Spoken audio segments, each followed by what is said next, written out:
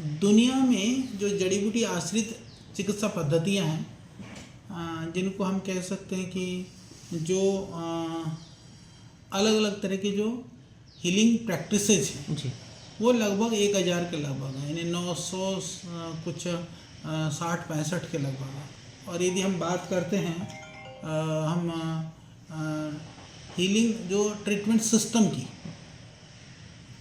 तो treatment system की यदि हम बात करते हैं तो सिस्टम के रूप में लगभग 10 सिस्टम काम करते हैं। उनमें से जो बड़ा सिस्टम है, ऐसे देखें तो वैश्विक स्तर पर आयुर्वेद से बड़ा कोई सिस्टम नहीं है, पर दुर्भाग्य से जो आयुर्वेद की हमारी जो सीमाएं थी वो देश से बाहर बहुत कम जा पाई।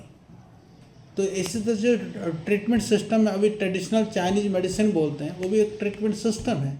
उन्होंने पूरी दुनिया में अपने सिस्टम को स्थापित कर दिया। तो ये हमारा दुर्भाग्य है, क्योंकि जो ट्रेडिशनल चाइनीज मेडिसिन की जो स्वीकार्यता है वो वैश्विक स्तर पर ज़्यादा है। यानी कि स्वीकार्यता से तात्पर्य गवर्नमेंट की जो लीगल जैसे होते हैं ना, जो सरकार के द्वारा प्रमाणीकरण।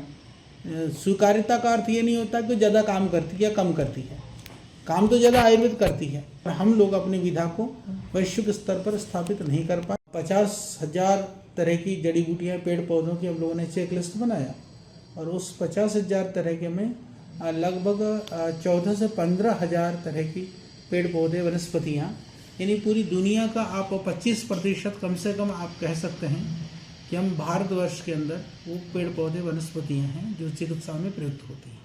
यदि हम बात करें कि उनमें से जो बहुत ज़्यादा प्रयुक्त होने वाले पौधे हैं, उन पौधों में से लगभग 1000 पौधों के यदि हम छांटते हैं तो 1000 पौधों में से लगभग हम दुगुना, यानी कि दुनिया का जैसे तीन पार्ट में बांटते हैं तो लगभग 60-70% भारत का बनता है, 30-40% उससे बाहर के पौधे बनते हैं। तो इस तरह से देखें तो जड़ी बूटी के रूप में भी हम समृद्धशाली हैं, चिकित्सा व्यवस्था के रूप में भी समृद्धशाली हैं।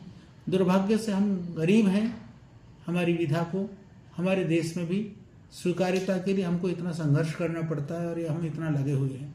तो ये कम से कम हमारे देश के गौरव और परंपरा है, उस गौरव को लोग अब मानने लगे, अब स्वीकार्यता बढ़ी है।